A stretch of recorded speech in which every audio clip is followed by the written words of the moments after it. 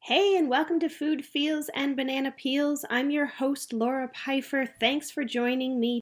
This podcast is all about providing a different perspective on health and disease for you to consider. It's about inspiring you to take control of your own health, advocate for yourself, and be curious about how you can support yourself holistically and naturally so you can live each day happier and healthier than the last. Today, I am so honored to be speaking with a wonderful soul, friend, mentor, teacher, the lovely Kylie Delfino. Kylie, I am going to let you introduce yourself today because I'm not going to do it justice. Kylie, welcome. Thanks so much, Laura. Oh my gosh, it's so great to connect with you. And it's so great to see you sharing, foods, feels, and banana peels with the world and really looking at those different options of addressing our health outside of that mainstream box. So thank you. I'm really delighted. My friend, you have so much to tell us and educate us on today. Tell us a little bit about you. Okay, so as you know, my background is in holistic health and nutrition, which is where we met more than 15 years ago. And for the longest time, I worked in cancer care through the Ottawa Integrative Cancer Centre. We did a lot of clinical trials. That was to do a lot of blind studies to bring more of a natural approach to oncology treatments. And that's simple things like we know that acupuncture can limit edema for somebody that's had lymph node surgery. Simple things. But for us to use that in mainstream medical, we require double-blind studies and so forth. And that was my role at the Ottawa Integrated Cancer Centre and the Regional Cancer Centre for 12 years. And I loved it, loved every single moment of it. An extraordinary area and field to work in. And then around 2015, I had my own health crisis, which put a pause on my career for a few years. And that experience, which I know we're going to talk about a little bit later on, is what led me to look at treating more than just the physical body. So after my journey of my little health crisis, I became involved with an institution called the Hoffman Institute in California. And it is a psychology in program that is a 7 to 10 day program that is designed for high functioning adults that are dealing with and processing childhood trauma. So as we know that there is a big link between people's ACE scores and their adult health. And what I have learned through working, this is actually a division of Berkeley University in California. And through the research that's been unfolding in the last 5 to 6 years, we really know just how much our emotional state of being and our vibrational resonance, the impact that has on our physical health. That's full circle for me, from dealing with the body to then moving into working with the mind and the body to find physical homeostasis. You are doing some very, very important work right now, my friend. We are on the precipice of huge changes right now. And that's what Food Feels and Banana Peels is trying to help people to understand, that we are so much more than our physical bodies.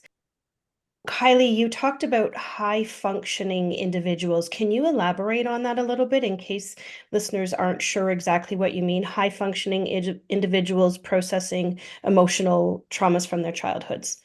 Okay, so childhood trauma can manifest in several ways, but the bookends tend to be, at one end, addiction and numbing out to the experience. And on the other end, it tends to be extreme high functionality, so high achievement. It is people that, if you think of it in two different directions, where the childhood experiences were simply too much to process, so the person numbs out. And at the other end, it's like that person becomes so highly competent and independent, which is very good. They become very competent individuals, but it can feel very hollow. And often it can lead to burnout and so many things along the way, which you and I see often, whether it be through nutrition or energy work, where people have literally just hit their psychological and emotional limit, and the body says, stop, I need pause. Enter our physical health challenges Yes. that we have both experienced firsthand. Kylie, tell us about some of the challenges on your journey. You've had a different experience than many of us with your physical health.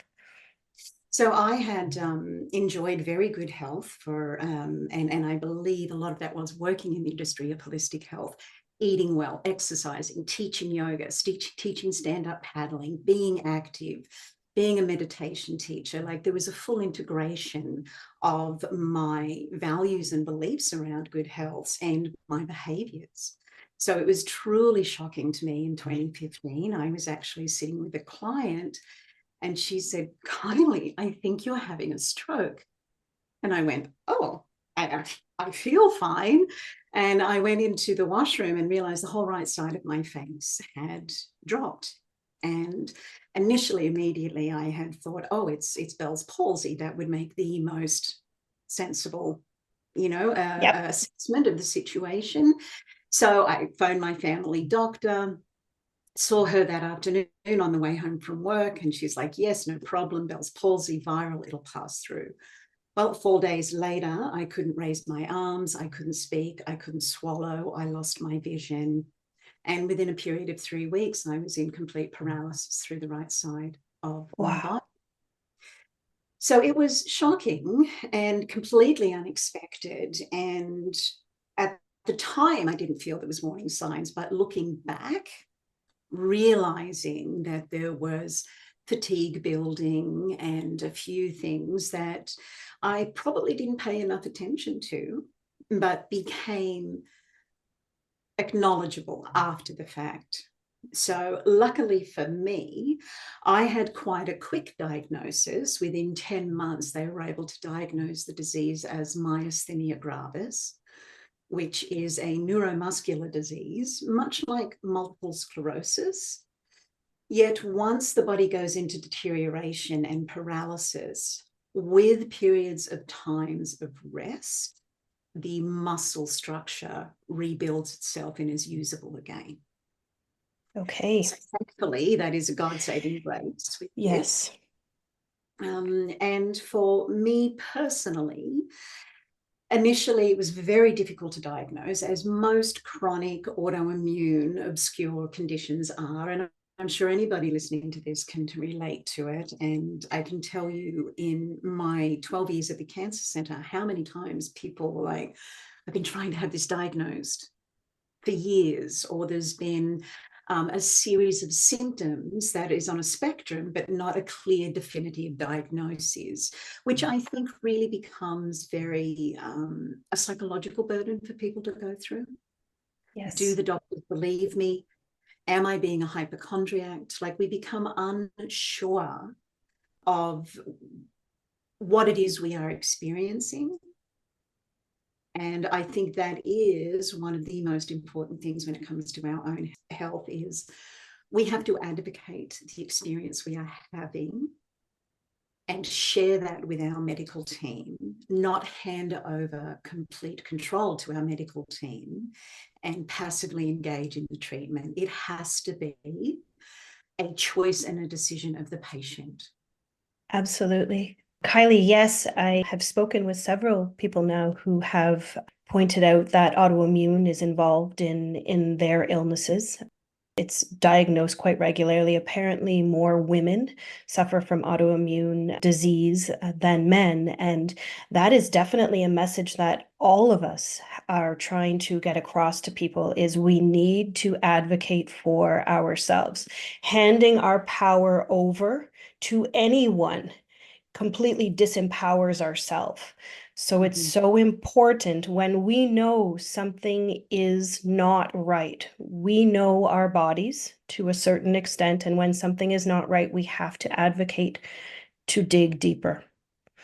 Absolutely. So I have two questions for you. Number one, leading up to this time where your health severely deteriorated, would you say that your stress levels were high? Where were your stress levels at that point? Extremely high, extremely high. And I would say even more so that my emotional state of being was completely in a state of dysregulation. To go from I am fully in control of my health, my body, my life, my career, to instantaneously, I cannot speak, I cannot swallow, I cannot see, I cannot move. So fully functioning internally in the mind, but with a body that is not willing to cooperate, doctors not knowing what it is, and extreme invasive procedures being discussed as the next option all the way along. And what I found was I kept acquiescing, going, yes, yes, yes, 2 more drugs, 2 more chemotherapy, 2 more surgeries, 2 more options that, fingers crossed, might help. And honestly, for me, Laura, and I say this not to persuade anybody else in their health journey, but I know I gave up complete control in the beginning. I literally said, throw anything you can at this. I want to live. And then mentally and emotionally, I got into a space where it was like, if you've taken so much from me, end this. And literally for 6 months, it was like, I don't want to live. I don't want to live. I want this to be over. I want this to be finished. There was no improvement or advancement happening in my health. And then in mid-2016, I went into respiratory crisis. I did flatline and I had to be resuscitated back to life. And that was a massive turning point for me, and an extraordinary experience, a profound experience for me, and the shift for me going that healing not only happens through our physical form, but it happens through our energetic bodies as well. And when this happened in 2015, 2016, you know, that was a bit of an out there concept, but here we are in the mid 2020s, and we're realizing that vibration, emotional acuity, our parasympathetic nervous system, our polyvagal nerve, our emotional state of being has more to do with our health than our cellular DNA. Yes. Yes, absolutely. And you are doing so many amazing studies right now and supporting people in bringing this to more people's awareness, which is so important right now. I really feel that the shift that we need is to a system whereby our allopathic and our naturopathic medicines can come together.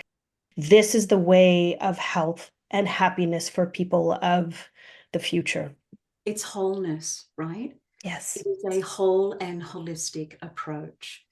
And we have looked at the systems within the body separately for so long. I mean, just look at any health system in any developed country. You have a gastroenterologist, you have a neurologist, you have a hematologist, you have all of these different specialties that are looking myopically at one area of the body. And it isn't until a functional medicine doctor can pull back that lens, look at all of the body's systems, to get the physical body into alignment. But it doesn't stop there.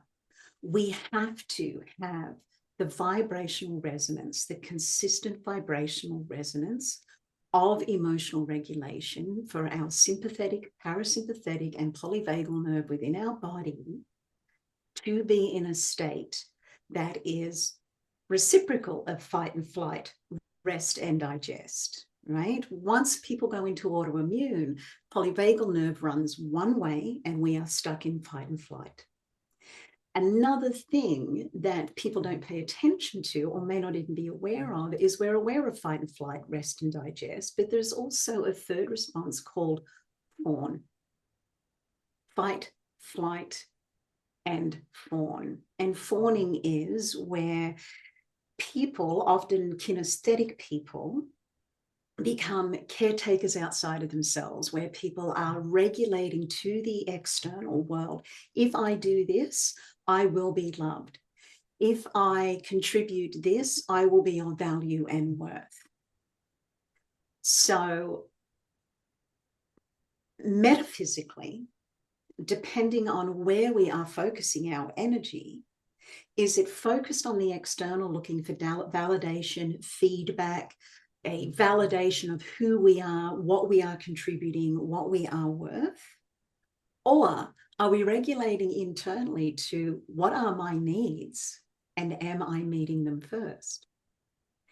And this people-pleasing, fawning, this whole array and spectrum of behaviors is often the response from your early childhood experience. And just before we go into early childhood here, because every time we talk about this, there is inevitably a parent that goes, oh my God, am I traumatizing my child? It is not the case. Childhood trauma is experienced through the individual. And yes, there is child abuse. Yes, there is terrible trauma that happens to children along the way. But even in a very normal household, because we are children, we are undeveloped at that time, mostly non-verbal between those years of 1 to 6. What happens is we create stories within our minds in the subconscious. And the little stories that we create can become our reality. And that can function phenomenally well. Having survival patterns which are established in those years can often see you through your teens, 20s, 30s quite well. But then suddenly when you get into a more mature, energetic age, it's not working so much. Where most people have their reckoning with literally, where am I on my priority list? How well am I taking care of myself? And the irony is I've seen so many people that are so fitness focused, so health focused, so food focused, yet never once have they chosen to meet their needs first. They will always acquiesce. They will always hand over power. So to me, the very first part of taking control of your health is asking that question, where are you regulating to? Are you looking to the external for validation and confirmation? Or are you getting quiet and actually going within, taking the time to name what it is that you are experiencing, and then acting from that place? We come from a generation where, particularly for women, we were taught, don't just stand there, do something, contribute, be competent, respond with confidence. The minute we are faced with a health crisis, I would say do the exact opposite. Don't just do something, stand there. Digest what is happening, process what is happening, and then from a conscious place, choose your behavioral response. Yet when we're not in touch with our subconscious, we are in a reactionary, I need to do that to respond. I need to do that to respond. So it's slowing down the response, processing the emotion, and then choosing what is the best course of action for the individual. Kylie, that's insightful and deep and beautiful and sums up so much of what I believe that we need in society right now. We need this focus to come inside of ourselves. When we begin to acknowledge and process and change ourselves, we are going to create such a different vibration on the earth. And what I don't see as often as I would like right now is people understanding that concept, that what is inside of me needs to change in order for what is outside of me to change. Well, in psychology, that is the only way it can work. we have to, whatever we are experiencing internally, emotionally, whatever our emotional state is, it can be masked to the external, but for the individual, the external will always be a mirror to their internal experience. And once again, much of our hidden subconscious beliefs come from that early childhood programming. If you've watched two parents that, as a child, mum gets her needs met by getting very, very angry. Then suddenly you have a child getting very, very angry to get their needs met. Or the reverse. Quiet retreat is what, this parent does in this situation. And if I do the same, everything is peaceful and calm. Ultimately, every individual wants to experience safety and love. Fundamentally, everything that drives our subconscious behaviors will lead us to what we believe is safety and makes us feel loved. And if I can just sort of digress into an example here, where, and I do have permission to share this with one of our research participants. So this was a young lady in her late 30s, early 40s, who her family had been very concerned that she had had an eating disorder since the birth of her second child. Doctors had been treating it. She was seeing psychiatric help for it. And as she came in as a participant to the research program, through hypnosis and meditation, we were able to go down into the subconscious and understand why her eating behaviors had changed so dramatically since the birth of her second child. So first and foremost, going into meditation was her ability to relive a very, very frightening birth trauma. So she nearly died giving birth to her youngest son. The child nearly died. And to go through a long therapy session to make it short, the woman had been experiencing, in pregnancy when you are full to the diaphragm, that feeling of full, just about to give birth. So first birth was absolutely fine. So she wasn't in a stressed or an anxious state going into it. But then as soon as things started to get into a critical condition, anxiety, stress, as I said, she nearly died through the process. So did the child. During that process, everybody left the operating theatre, left her well alone. So she was alone on the table by herself. And after coming out of this 40-hour ordeal of a birth trauma, no room or space to say, how are you doing? Aren't you lucky you have a healthy baby boy? And again, this is something that I don't think gets talked about often. And so what had happened was her subconscious had programmed that tight feeling of food full to the diaphragm. Her body was never going to allow her to do that because the subconscious had made the correlation. When I feel full like that, trauma is about to ensue. Oh. So within a matter of 6 weeks of being able to separate the trauma to the story the subconscious had connected within the mind, she gained 15 pounds in weight, eating freely, no more trauma around the situation. And ultimate byproduct was a changed relationship with her youngest son as well. But it was the first time in 9 years that she had been able to talk of the birth trauma. But that's just, to me, a very powerful experience of, we can go through an experience emotionally, how we process and the stories we tell ourselves through it will determine where the subconscious will allow us to go physically after that event. And if people are interested to look into this connection more, Dr. Bessel van der Kolk and Peter Levine talks a lot about the somatic holding of trauma in the body. So I think it's a fascinating area because sometimes we can be experiencing tightness, fatigue, different things in the body. Often it is the subconscious protecting us from something that was once uncomfortable. And yet again, the power of the emotions over our entire being. 95% of what we hold is subconscious.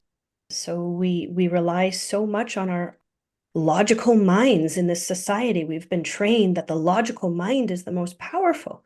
And you and I had a discussion prior to beginning recording. That's actually not the case. No, it's not.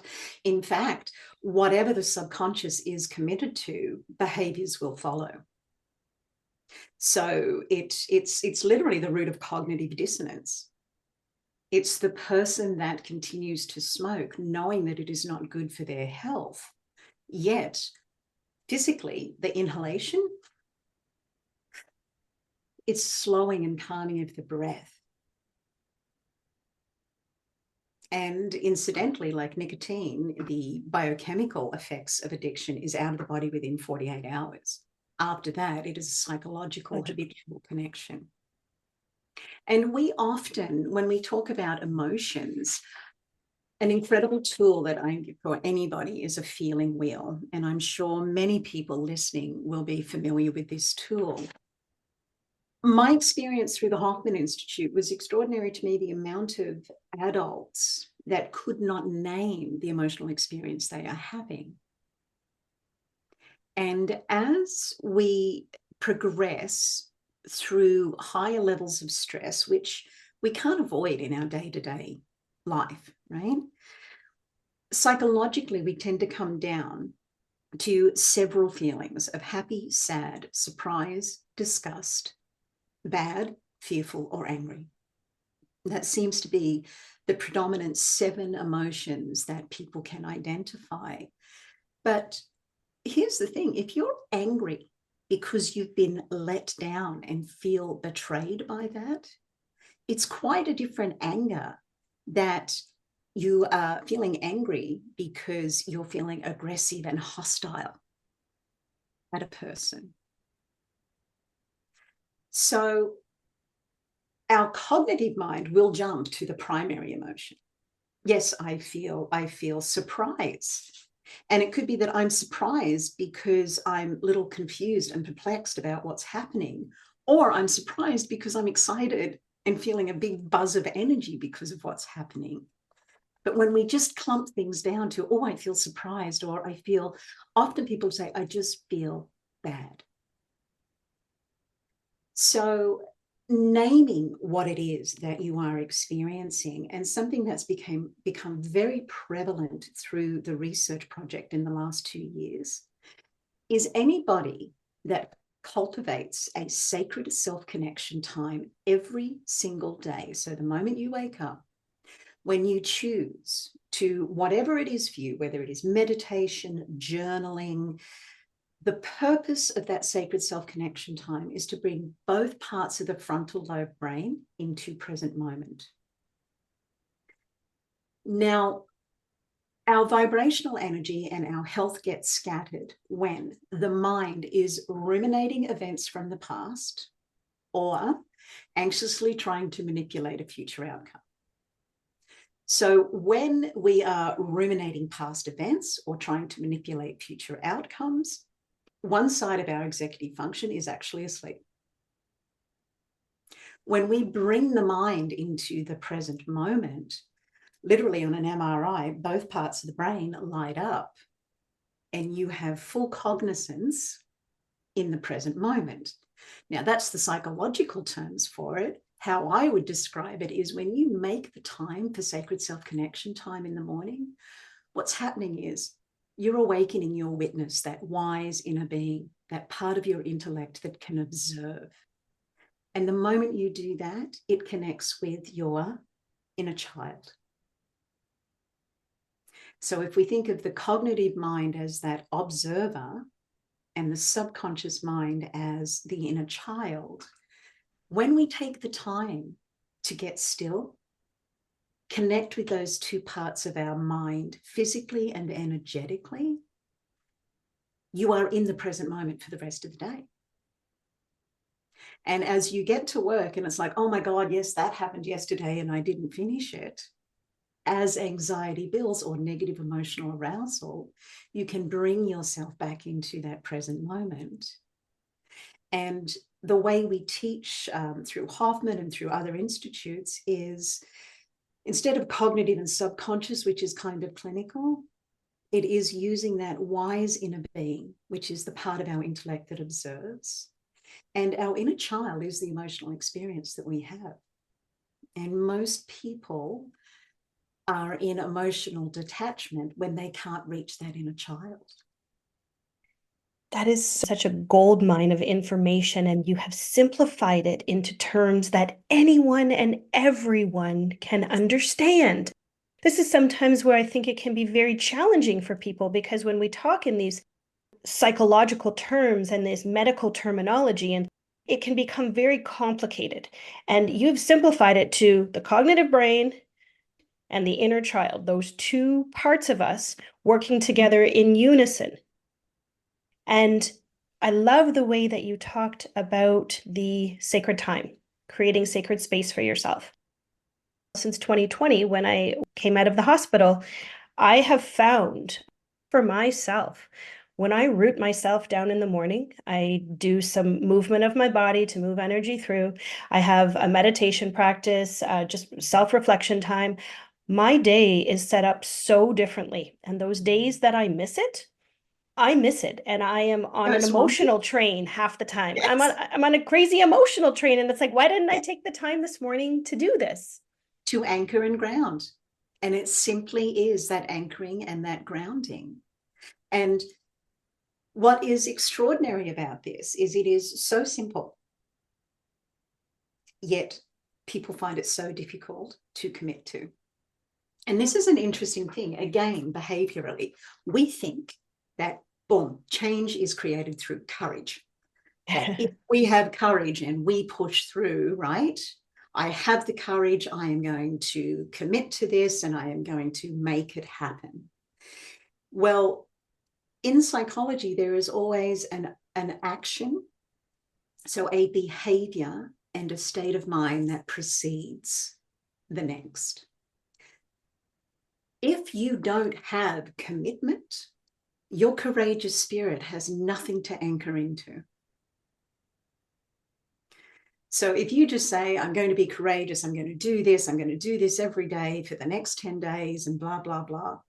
If you're not committed to it, you will always be pulled away from it. So behavioral shifts and change starts with commitment. And then once you have the commitment, you have the courage to follow through. And as you continue to follow through, it creates a consistent and congruent practice, which perpetuates more commitment. So we are taught and have been taught predominantly because most of the psychology for 140 years since we began to talk about the subconscious mind has always been rooted in is that the mind will override the body. That is not the case. We feel emotion through the parasympathetic nervous system. It then goes to the brain, and it is happening before we can even name what we are experiencing. And if we are not internally referenced, don't have a sacred self-connection time every single day, you will be pulled out of that space of peace and grounding and conscious response every moment. Can I just give a quick tip? Everyone listening is going to benefit so much from all of this info. Tip away, Kylie. You know, you are a yoga teacher as well, right? You know, Right. when we come into Namaste, into the heart center, the fact when we press those two palms together, when we and the tonsils vibrate in the back of the throat, it hits the pituitary gland, activates both frontal lobes, we are in the present moment, right? You're not thinking about your grocery list when you're in the middle of an right? Right. Now, you might not be able to do that in a boardroom, right? But here is something, if you find yourself in a situation where you might be getting a little bit of a negative emotional arousal. There's a little bit of anxiousness, worry, anxiety. And take your tongue and press it to the roof of the mouth. You inhale. And as you exhale, you relax the jaw, you relax the throat. Now, when we have someone in an MRI and do that, both parts of the frontal lobe light up. It brings you into the present moment. Another thing that does it, and you'll watch children or people in shock do it intuitively, hand to the heart. When you bring your hand to the heart, it actively engages that energy center of the solar plexus, the inner child, and the crown chakra of the wise inner being, which is the witness and the observer that is saying, pretty much becomes the new parent within. And basically says, we're okay, everything is calm, we are in the present moment. Because when we're in the present moment, we're not telling ourselves stories of the past and we're not manipulating a future outcome. It literally brings us into that whole space right here, right now, in this moment, in this breath. It's a simple gesture that any person can do anytime. Both of those things, hand to heart, tongue to the roof of the mouth, closed energy circuit with the hands at the heart and the breath and the om. And these are simple things that we have an epidemic of children living in anxiety, right? And they're not taught self-regulation. They're not taught emotional and vibrational soothing. If anything, we've raised and developed a generation of toxic trauma dumping. And just trauma dumping, like just telling your story, does not clear trauma. If anything, it re-embeds it. Agreed. What clears trauma is when you feel the mind dragging into the past event or manipulating the future outcome, and you pull things into that present moment. On a physical and scientific and psychological level, it brings you into the present moment. But on a metaphysical level, it shifts karma. So people think karma is good and bad. No, karma is the repeated response that feels comfortable for the individual. That is what karma, it is repetitive energy, repetitive behavior. When you stop, pause, and show up differently emotionally, you shift your karma.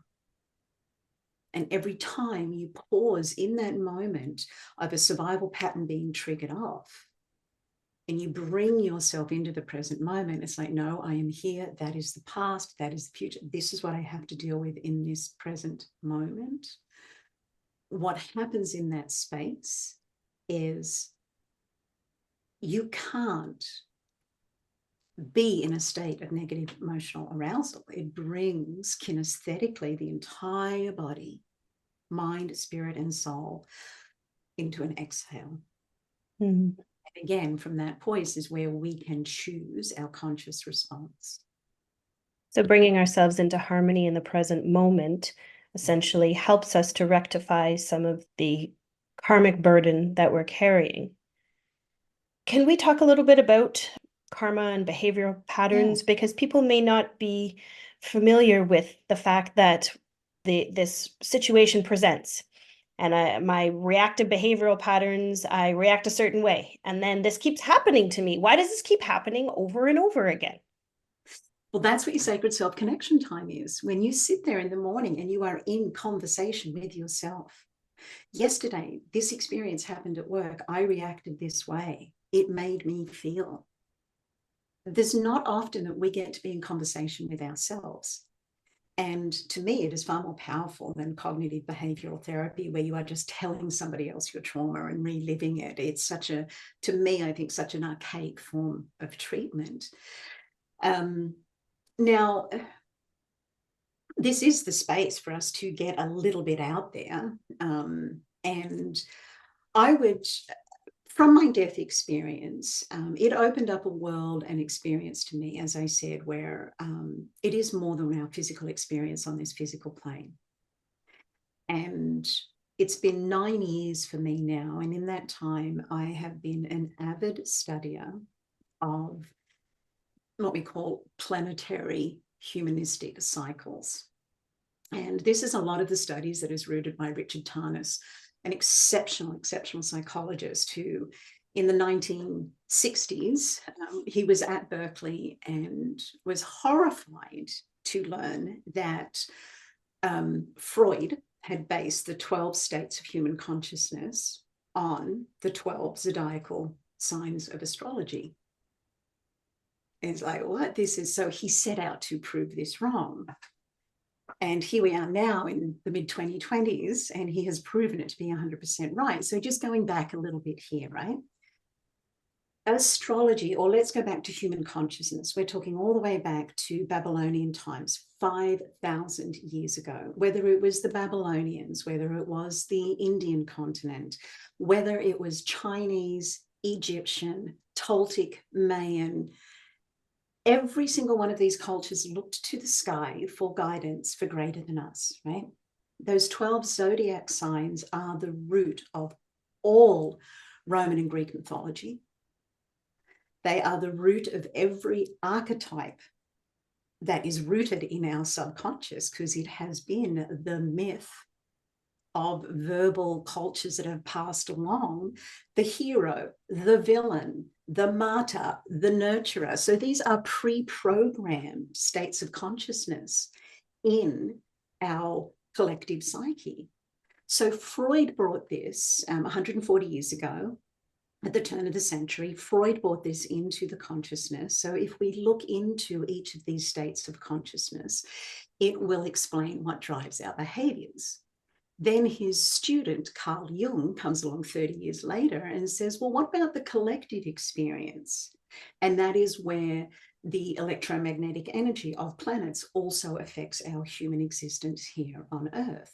So when we merge the two together, and I know it sounds unusual because most people, when they think of astrology, they think of horoscope astrology. Hey, Leo, you're going to meet the love of your life on Saturday night, 9 p.m. That was a 1960s, Anne Spire brought that into consciousness in the 60s because it was like little snippets that could be put into the newspaper. After my death experience with what I had seen there, it really put me into a deep study. And if you'd have said to me in 2016, Laura, that I would be working through 2 universities on a research project looking at the precognition of the subconscious mind, measuring vibrations that are sent from the heart center and from our humanistic brain. I mean, first of all, I can't believe that I get the opportunity to do this. Second of all, that we are moving in the direction. I mean, 20 years ago, this was so fringe, so out there, so esoteric. It was almost on the edge of dark arts, right? For sure. Mm-hmm. But what we are realizing now, and again, through a lot of the work of Richard Tarnas, like when we look at the X1 flares that we've been experiencing, when things are measurable in our human day-to-day life that is affected by the archetypes of these energies. For example, the X1 flares that we are having this year, that the sun is in an 11-year cycle where the electromagnetic poles are turning.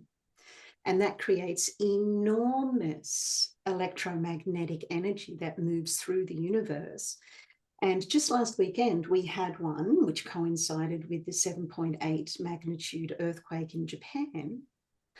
And what NASA measured on that sun explosion was 7,000 times more powerful than the atomic bomb that was dropped on Nagasaki and Hiroshima. Wow. So when we're talking about this, it's, for years, the ancients looked at this. It has been a part of our collective psyche for 5,000 years. These pre-programmed archetypes, these cycles that we naturally go through. I mean, in North America in January, we know it's going to be cold. We know it's going to be, but it's not going to be that in Australia. There are natural biorhythms to Mother Nature. I sincerely believe that in our human form, we are surrounded by a field of infinite potential. That is passive. We have to engage in it to interact with it. But there are energies there that can help us self-nurture. There are energies there that once activated, you are physically going to feel more fatigue on the physical plane because of the electromagnetic energy being emitted from a planet. And when you can align your energy with this, and as I said, it's been a private study of mine for 9 years. And then during COVID, organically, a group of 50 women came together, and still to this day, we meet once a week and we look at the energies. So we know that tomorrow, on Saturday, the moon is going to be void of course, which creates an energy for deep connection and meditation. Probably not the day that you want to clean the house top to bottom and get organized. That's going to be at another point. So again, that internal, external, we are in synergy with what we cannot see, because assumption is jail. The moment we make an assumption that what someone else is thinking, someone else is doing, what an outcome is going to be, we are out of the present moment and we have lost the ability to consciously shape our reality in that moment. So, Kylie, I'm coming back to these, solar energies. It's interesting because our emotional state of being and our mental well-being and our physical state will all be affected by these. Is that true? 100%. 100%. And that is, now there are some things in this area of study where correlation does not mean causation, but these are measured electromagnetic energies that NASA has been literally measuring for millennia. So the ability or the necessity of connecting with ourselves to feel into what is going on, while we may not have the information that you have and the study of what's going on energetically from that perspective, if we are connected to ourselves and we recognize that today is a low day. Today is a low day. Today is a me day. I'm not going to clean the house today. I'm not going to run around with the kids all day.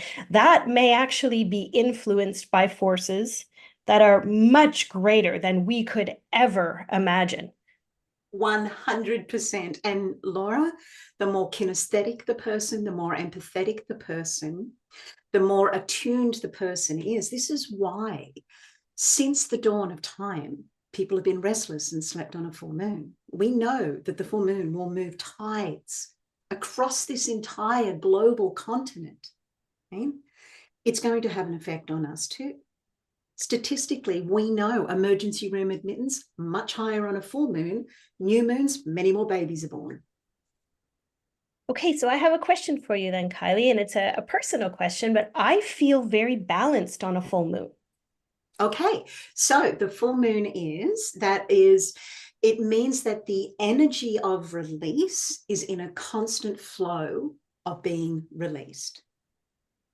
So there's a saying in this field of study where the new moon is where you plant seeds, and the full moon is where you pull weeds.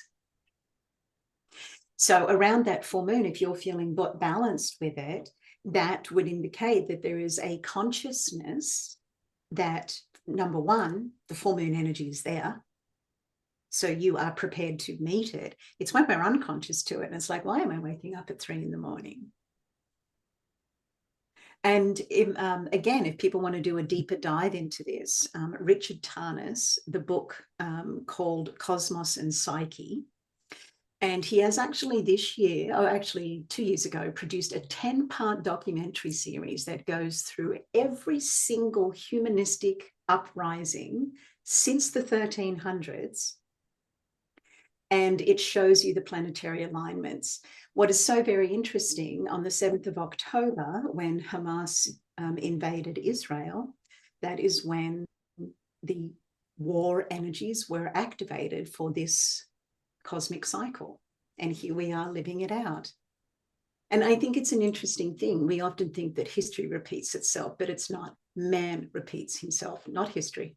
It's our behaviors that repeats the response to these larger cyclical energies. And Laura, you know me, like every single thing I have worked in holistic care has been built around, let's validate this, let's get some proof. And that is why my whole life, feeling these energies, feeling other people's emotions, even working in cancer care, there can be that intuitive whisper, maybe we need to look at the pancreas. But you can't really say, I'm going to do a blood requisition because I've got an intuitive feeling. Could be Not yet, not yet.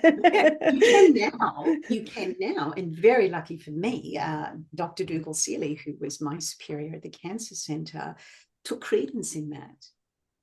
So when we can start to listen to our intuition, because as very early on, we are told to shut that intuition down. It's why you may have a child that's got, oh my God, the child is ADHD and can't sit still. But if you put that child on a walking treadmill desk whilst learning, there's no learning difficulties whatsoever. Energy moves differently and is experienced differently by every single individual. We are taught from the get-go to shut down external feedback of energy. And what happens is when we are in a state of controlled response, I believe that is where, I believe that is the root of autoimmune disease, because it is our parasympathetic and sympathetic nervous system that gets locked in fight and flight. We don't have the ability to get back to rest and digest. And then the fight and flight exacerbates the unconscious triggered reactionary behaviors that may not be in our best interest. And again, this can happen with incredibly highly competent, successful, well-managed lives of people.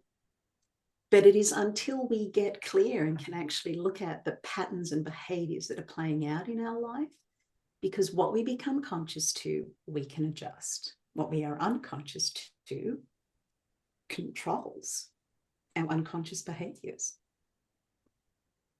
And I believe that there's only so long most of us can mask what's going on inside. You know, we can be high functioning individuals on the outside. Like you said, the universe will mirror back to us actually what's going on the inside. So we might be feeling like we're holding it all together when it's chaos inside, chaos outside as well. And then eventually we can't, our nervous system cannot continue at that pace for an indefinite amount of time. Some of us longer than others. I mean, my health crisis, my first sepsis was with my son at 24. That was my first bout with sepsis. And my son almost passed away, and myself the same. I'm not sure that I've done a ton of looking into that emotional aspect. So thank you for bringing that up, because as you were talking about the experience with the woman that you supported, it definitely brought some things up for me. And then again, I didn't learn the lesson from that, because I continued to revert back to my normal way of being, and stress levels very high. And then again at 40, my health crashed. So for many of us, the warning signs can be there. And but are we conscious to them? Exactly. If we are not taking the time for self-care, we may not even see them. And what story are we telling ourselves about the warning signs? Right? Are we acknowledging that they're there, or are we saying, no, I'm just going to push through? And with many of us that I'm speaking with, and many women in my circle, you know, strong type A women that are driven, that are pushing through Competent. things, absolutely competent, high functioning, pushing through everything at all costs, until the cost is our health. And we have to wake up and do things different because we have no other choice.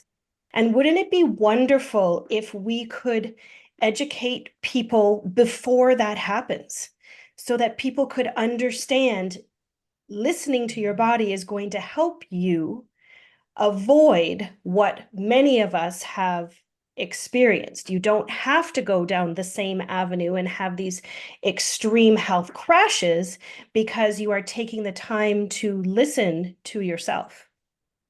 And honestly, Laura, I believe that's where, if you have a sacred self-connection time every single day and you show up to it fully, and you make that a primary need, just like brushing your teeth, just like showering before you go to work, so your appearance is in order, Why are we not taking the time to put our energetic vibration in order? I mean, not choosing to do that is like turning up to work with unbrushed teeth, unbrushed hair, and still in your pajamas. You'll pull it off, but it might be a bit of a shambles throughout the day. It's not going to be pretty. No. Kylie, this is always such a deep experience to chat with you and to share space with you, and I'm so grateful for everything that you've shared today. There are going to be so many women and men that are going to benefit, because whether we're female or male, it doesn't matter. We all need to create that sacred space for ourselves. Oh, and I think just on that as well, when we talk about divine feminine and sacred masculine, since the dawning of time, and this comes back to those archetypes that we've grown up with, when we have a balance of both, and I'm not talking a merging of non-binary, I'm talking a balance of two very clear, defined, positive, negative, yin, yang, masculine, feminine, light, dark. That is the experience of the physical plane. In the death experience, moving out of this physical plane, there is no duality. The masculine and feminine is the root of the duality. We are the same being, male or female. We will just use different avenues of energy to express that. And I believe that moving forward, there is going to be a very big healing around gender roles, gender identity. And I don't mean where it is heading at the moment. I think it's going to come right to center into a very non-physical form. If you want to tap into your masculine energy, it's not about physical mutilation. It is about elevating into that higher space and moving into it. And we can talk like this now. Like, as I said to you, I mean, Laura, you saw me lecturing at the Canadian School of Natural Nutrition, right? Well, very much this is what it is. To be all these years later now and talk about, oh yeah, vibrational energies, masculine and feminine energies, movements of the planets and how it physically affects us. Like, I just feel so excited and quite happy that there was a lot of fear for me moving into this realm, because is it too esoteric? Is it too woo-woo? I mean, you can't get more validated. We're doing all the studies through 2 universities to show that there is litmus to this. But again, it comes down to people's beliefs. And if people believe that illness is servicing them in some way, another example of this that came through with one of the participants is two very, very demanding parents. And for years, she had suffered fibromyalgia, horrific pains in her body, crippling paralysis from time to time. It wasn't until both her parents passed away that she was free and clear of the disease, because subconsciously the disease gave her the space that she needed from caregiving them. And how tragic it is that we bury things to a point that can be debilitating for ourselves. Yes, we're completely unconscious of, and it's not our fault if we're unconscious to it. But this is where a sacred self-connection time, where we are in conversation with ourselves every single day. What am I experiencing? What am I feeling? And not to the obsessive, narcissistic, it's all about me. No, this is right in the place of neutrality. And incidentally, when we talk about vibration, karma, everything else, there is one space physical healing happens. And that is when we are emotionally in the space of neutrality, because when you are in the space of neutrality, your mind can't be anywhere else other than the present moment. Laura, the world is on fire at the moment, and people getting pulled to this is right, this is wrong. It is a separation. It makes our energy like Swiss cheese. When you can elevate above that, acknowledge pain on both sides, and then find the place of neutrality within it, that is where healing happens. And as more and more and more people do that, it will continue to spread that energy of neutrality.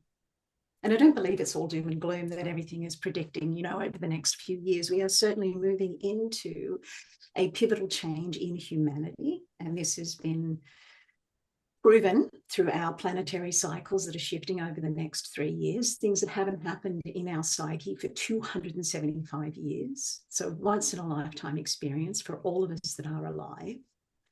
And when we can expand that consciousness beyond what am I experiencing right here, right now, that I am so obsessed with, and we can get into those bigger cycles of self-care, of productivity, of consciousness, of self-awareness, self-responsibility, self-compassion. Yes, taking ourselves out of those societal constructed, very limiting boxes that we have been taught to live in for so long, and seeing that there is so much more than we can visually see with our eyes, that we need to connect with that feeling part of us in order to really access more joy, more opportunity, more connection in our lives to ourselves and whatever else is out there. 100%. And I have witnessed that firsthand in the last 3 years with this very small community of women that, well, as I said, organically came together during COVID to study and align with these energies. It takes away the shock, the chaos, the ups and downs of day to day, and allows you to align with the energies. It allows us to be more compassionate to people who, if we know there's a high Aries activation, there's going to be a little bit of tension in the air. And if we've grounded and prepared for that, what I believe it does is it makes the individuals that are grounded and rooted into their own energy that is stable and consistent, which incidentally is what precedes safety. And these people when you are around them because they feel safe. They are grounded. They are stable. They are consistent. They are reliable. There is a warmth, a sincerity, and a genuineness. And when you can cultivate that, by you simply being that energy, people heal in the sphere around you. Changing our own vibration to change the vibration of others collectively. Yeah. And this is where, for many years, it's been this external look of, oh, we are one, let's save the world. No, the world starts saving right here in that space. Yes. When oneness is experienced within, and I believe it is the consciousness between the subconscious and conscious mind, between the wise inner being and the inner child, when they are in open harmony, flow, and communication, we are in our strongest, most vibrational health resonance, because you are in the present moment. There is conscious engagement with your physical form. So I know we've covered a lot of wide things there, from astrology to somatic psychology to many different areas, but I do feel the more wide we can cast our net with curiosity about what it is we are experiencing, and less being myopically like, okay, so I wrote down that today I was burping at around 10, and then by 10 o'clock I had a cramp, and then, I do. A wider experience of what you are experiencing. Yeah. Yes, that's absolutely amazing, Kylie, because you no doubt have opened up many channels for people who are listening, people who are searching for alternative ways of viewing what is going on with them and collectively around us right now. And the more that we can connect inside of ourselves and be open to alternative ways of thinking, speaking, feeling, healing, the more that we are going to delve into the root of what is going on with us. 100%. 100%. It's curiosity, Laura. It's being curious, not caught in the chaos. I think there's the difference. The minute there's negative emotional arousal, we have to ask, what am I experiencing? Why is this coming up? What am I feeding? Did I create this anxiety, or is this a response to something else? And as almost infantile as that sounds, it's not the skills we were given as children. We were taught to override that, not question it, and adjust our behavior to the demands of the external. And that is great. We need to do that, and we need to raise children that way because we need to live in a civilized society. Yet ultimately, for most kinesthetic, empathic, clairsentient people, by the time you mature into what they call that third cycle of Chiron, entering around your 40s into your 50s, it gets harder and harder and harder to deny your natural vibration. And when we do come into the calling of, yes, I know what this is right for me, and I choose to meet my needs first, it may upset people around us initially, but let me assure you, when you are meeting your needs first, it is ultimately the best for everyone around you because you are in your strongest, highest vibration. Thank you so much, Kylie. Thank you so much for sharing all your wisdom and your insight. I think you've given us many tips and tools and resources, which I'll be sure to include in the write-up to make sure that people have access to this information. I am going to listen to this podcast again and again because there is so much that I'm going to be able to pull out of it, for myself and in supporting others in their own journey. I can't thank you enough for taking the time today, Kylie. Always, you are such a shining light to me. You've been such a huge support on my journey. You continue to shine so brightly and help others in everything that you do. So thank you. Laura, thank you so much. And I have to say, it is always an honor and a delight to spend time with you, beautiful soul. Thank you so much. Thank you so much, Kylie. Thanks for joining me today for Food Feels and Banana Peels. I hope you enjoyed the show and will tune in next week for a new guest, a new opportunity to learn and grow. It's an honor always to be a part of your journey. You can rate this podcast on Apple and Spotify, which will help it to be available to more people. You can now check out Food Feels and Banana Peels on YouTube too. Together we can inspire people to make healthy changes and advocate for themselves in a different way. Knowledge is power, and I hope you'll share yours. Be well, and until next time, so much love.